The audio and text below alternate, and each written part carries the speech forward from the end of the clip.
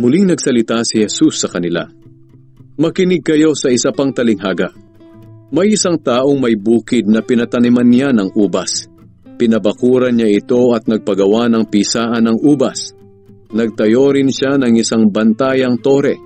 At pagkatapos ay pinaupahan niya ang kaniyang ubasan sa mga magsasaka at pumunta sa malayong lugar.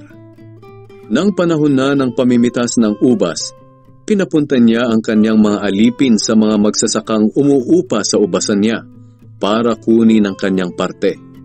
Pero sinunggaban ng mga magsasaka ang mga alipin. Binugbog nila ang isa, pinatay ang isa at binato naman ang isa pa. Nagsugo ulit ang may-ari ng mas maraming alipin. At ganoon din ang ginawa ng mga magsasaka sa kanila. Nang bandang huli, pinapunta ng may-ari ang kanyang anak. Ang akala niya ay igagalang nila ito. Pero nang makita ng mga magsasaka ang anak ng may-ari, sinabi nila, "Narito na ang tagapagmana. Hali kayo, patayin natin siya para mapasa atin ang lupang mamanahin niya." Kaya sinunggaban nila ang anak, dinala sa labas ng ubasan at pinatay. Pagkatapos nagtanong si Jesus, "Ano kaya ang gagawin ng may-ari sa mga magsasakang iyon sa kaniyang pagbabalik?"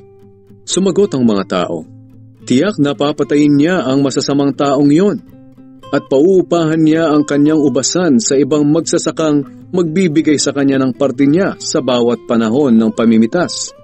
Sinabi sa kanila ni Jesus, "Hindi ba ninyo nabasa ang talatang ito sa kasulatan? Ang batong tinanggihan ng mga tagapagtayo ng bahay ang siyang naging batong pundasyon. Gawa ito ng Panginoon at kahanga-hanga ito sa atin.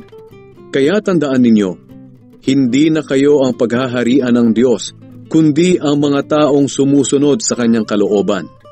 Ang sinumang mahulog sa batong ito ay magkakabali-bali, ngunit ang mahulugan nito ay madudurog."